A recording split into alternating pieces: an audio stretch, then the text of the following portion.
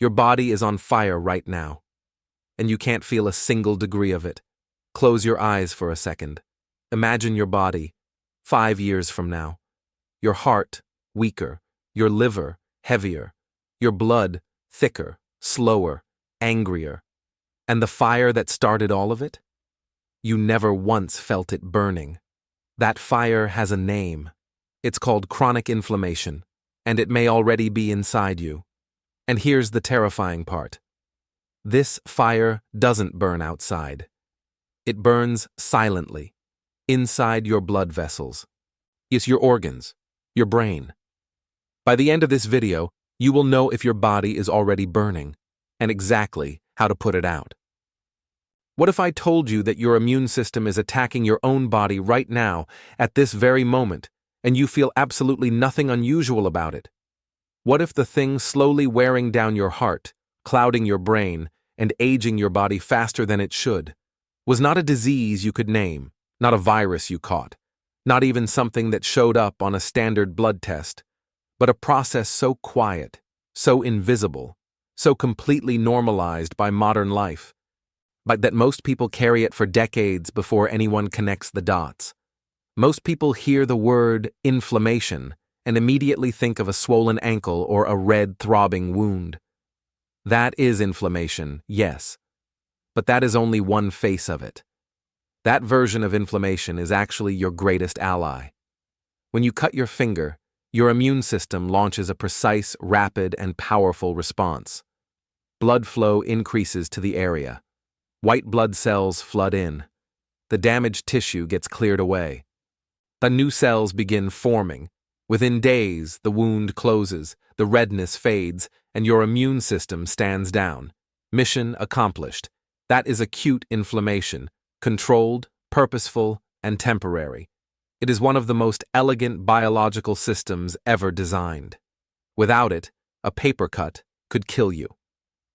Chronic inflammation is something else entirely. It is what happens when that same immune response never gets the signal to stand down.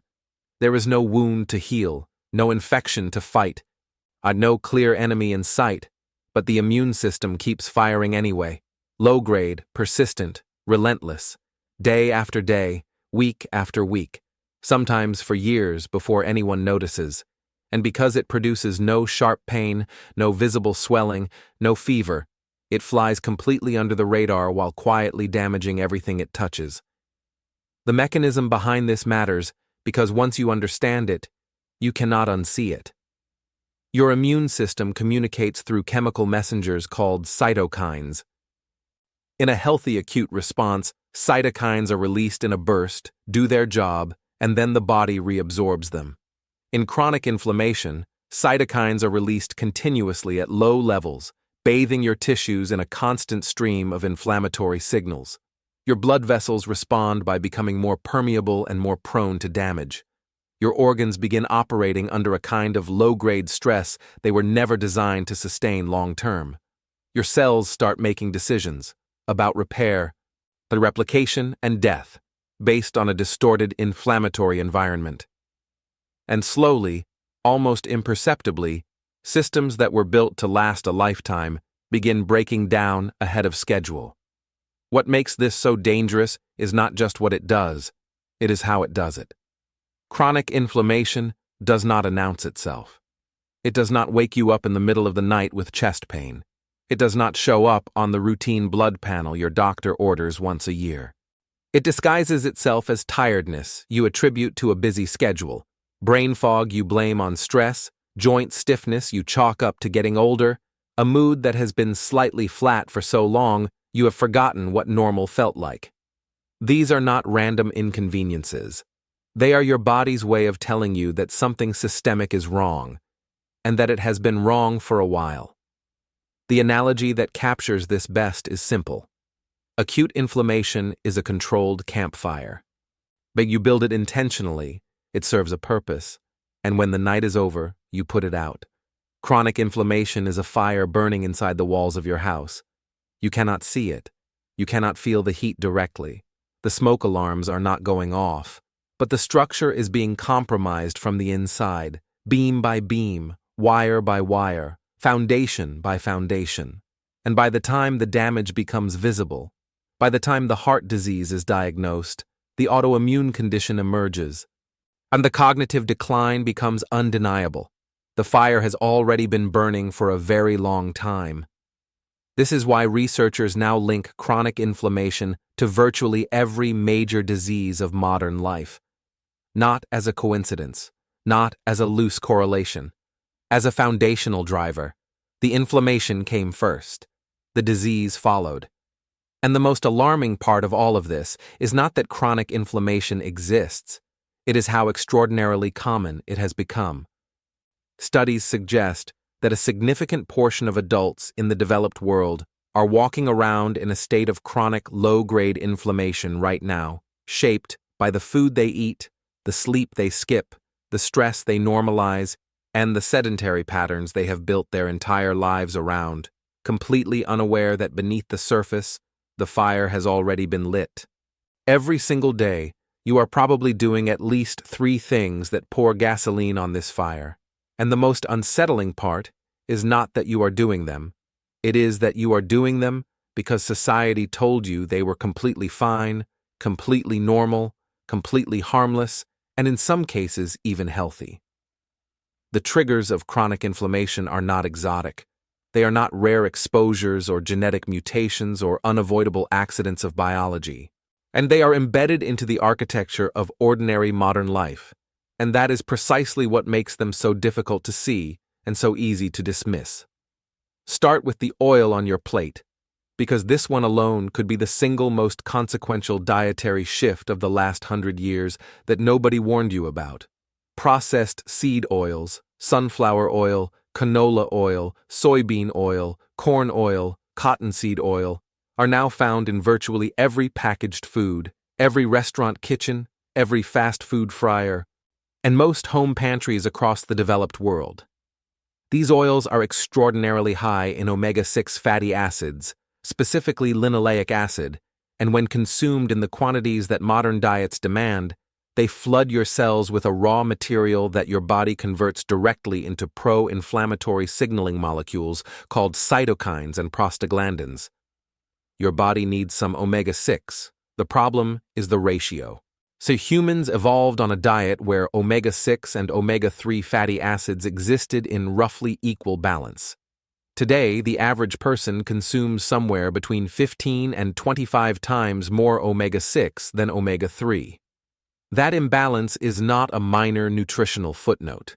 It is a chronic, daily, meal-by-meal instruction to your immune system to stay in an inflamed state, and most people have no idea they are sending it. Then there is your sleep. And this is where the science becomes almost impossible to ignore. When you sleep fewer than 7 hours a night, something that millions of people treat as a badge of productivity or simply an unavoidable feature of modern life, your body measures inflammatory markers the very next morning, and they are significantly elevated. A single night of poor sleep raises interleukin-6, one of the primary cytokines that drives systemic inflammation, by as much as 40%. And not after a week of bad sleep, not after a month, the morning after one night. Now multiply that by the number of nights in a year that most people genuinely sleep well, and you begin to understand how sleep deprivation functions not as an inconvenience, but as a continuous low-grade inflammatory insult that never fully resolves, because the recovery never fully comes. Stress deserves its own conversation. Because chronic psychological stress is one of the most powerful and least respected triggers of inflammation in existence. When you experience stress, your body releases cortisol, a hormone that in short bursts is anti-inflammatory and protective.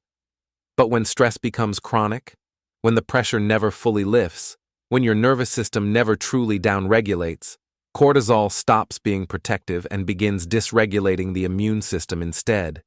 It increases gut permeability, meaning the lining of your intestines becomes more porous and allows partially digested food particles and bacterial toxins to leak directly into your bloodstream, triggering an immune response that was never supposed to be activated in the first place. The stress you have normalized, The low hum of anxiety you have accepted as just the way life feels now is not staying in your mind. It is translating directly into molecular inflammation throughout your body. And then there is the question of body fat, specifically the kind of excess adipose tissue that accumulates around the organs, what researchers call visceral fat. Fat tissue is not inert.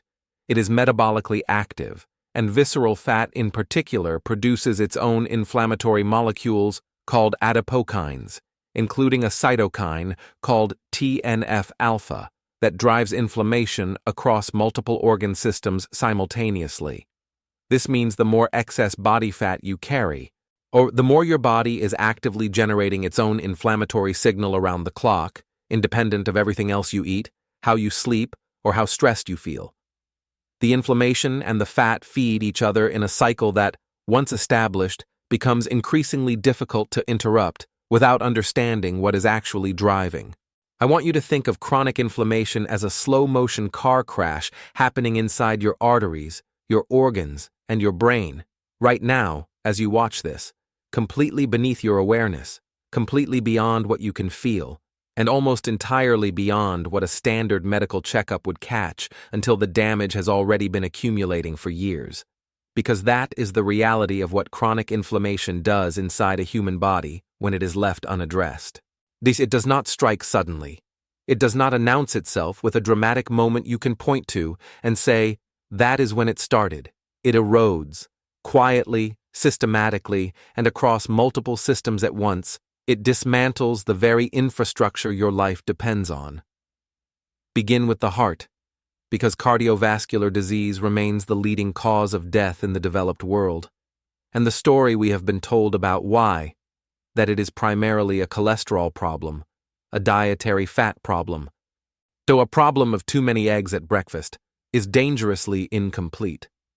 The deeper and more accurate story is one of inflammation. When your arterial walls are chronically inflamed, they become damaged, rough, and permeable in ways that make them magnetic to circulating lipids and cellular debris. Plaque does not simply appear in a healthy, smooth artery. It forms at sites of inflammatory injury, where the vessel wall has been weakened and the immune system has sent repair crews that, over time, create more obstruction than they resolve. The inflammation came first. The plaque followed, and when that plaque eventually ruptures, which is what causes most heart attacks, it is not a mechanical event. It is an inflammatory one. The fire in your blood vessels is not a metaphor. It is the closest description of the actual pathology that medicine has. Then move to the brain, because what is happening above the neck may be even more alarming than what is happening in the chest. And the brain was once considered immunologically isolated, protected behind the blood-brain barrier, largely insulated from the inflammatory processes happening in the rest of the body. That understanding has been completely overturned. We now know that systemic chronic inflammation compromises the blood-brain barrier, allowing inflammatory molecules to enter brain tissue and activate the brain's own immune cells, called microglia.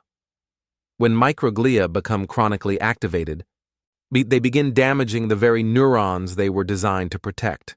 The result is neuroinflammation, and the conditions linked to it read like a catalog of the modern mental health and neurological crisis: depression, chronic anxiety, persistent brain fog, accelerated cognitive decline, Alzheimer's disease, which researchers increasingly describe not as a disease of plaques and tangles alone, but as a disease of neuroinflammation that was decades in the making. The mood disorder you have been treating as a chemical imbalance, the brain fog you have been pushing through with caffeine, the memory that has felt slightly unreliable for years, these may not be purely psychological phenomena. They may be the neurological fingerprint of a body that has been inflamed for a very long. The gut tells its own devastating chapter in this story. The lining of your intestinal tract is only one cell thick in places, and chronic inflammation erodes that lining over time, creating a condition of increased intestinal permeability. When that barrier breaks down, partially digested food proteins, bacterial fragments, and toxins that should remain inside the digestive tract begin crossing into the bloodstream. Your immune system, encountering these substances where they should never appear, mounts a response. And that response becomes yet another source of the systemic inflammation that is already circulating through every tissue in your body. The gut and the immune system are not separate departments. They are in constant, bidirectional conversation, and when the gut is inflamed, the entire immune landscape of the body shifts toward. And finally, there are your hormones, because inflammation does not respect the endocrine system any more than it respects the heart or the brain.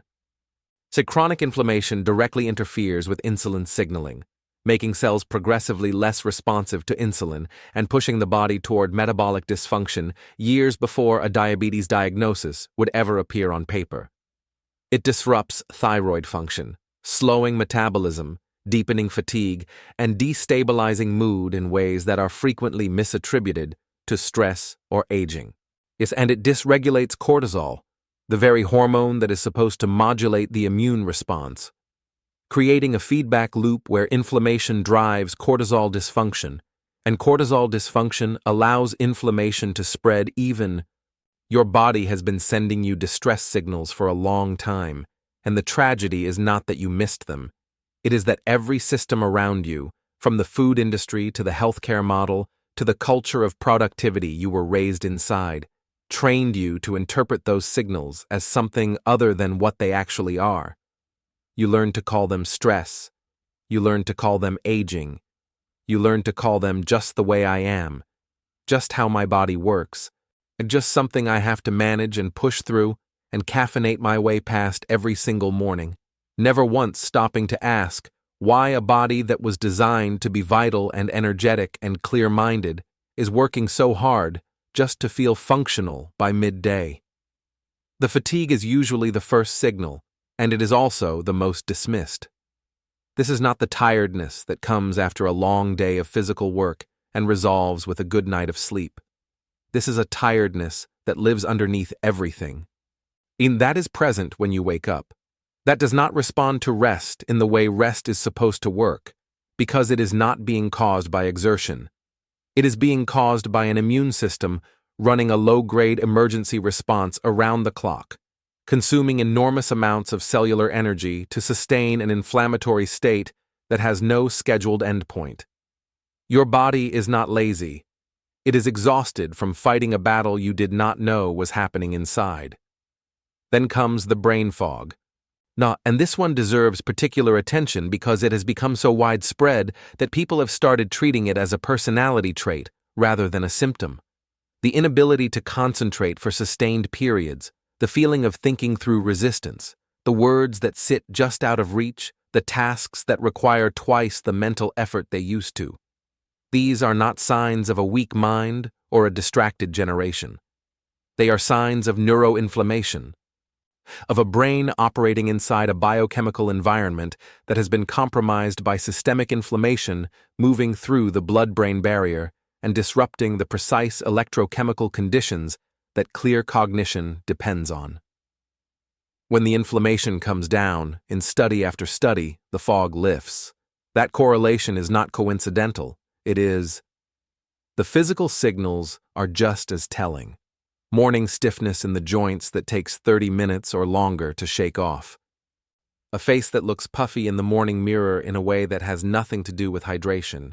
Skin that keeps breaking out or stays irritated or cycles through eczema and redness and sensitivity that no topical cream has ever fully resolved. Because skin inflammation is almost always a reflection of internal inflammation, looking for an exit, and treating the surface while the fire burns underneath is like painting over a wall that is rotting from. And then there are the numbers. It's because at some point the conversation has to move from symptoms to science. The test most people have never been offered, and most standard panels never include, is the high-sensitivity C-reactive protein test, hsCRP, which measures a protein your liver produces in direct response to systemic inflammation. It is the most clinically validated marker of inflammatory activity available, and it is routinely absent from annual blood work. Alongside it, The homocysteine levels reveal cardiovascular inflammatory risk that cholesterol numbers alone cannot capture. Fasting insulin tells you how far down the metabolic dysfunction pathway inflammation has already pushed you, often years before blood sugar numbers become alarming.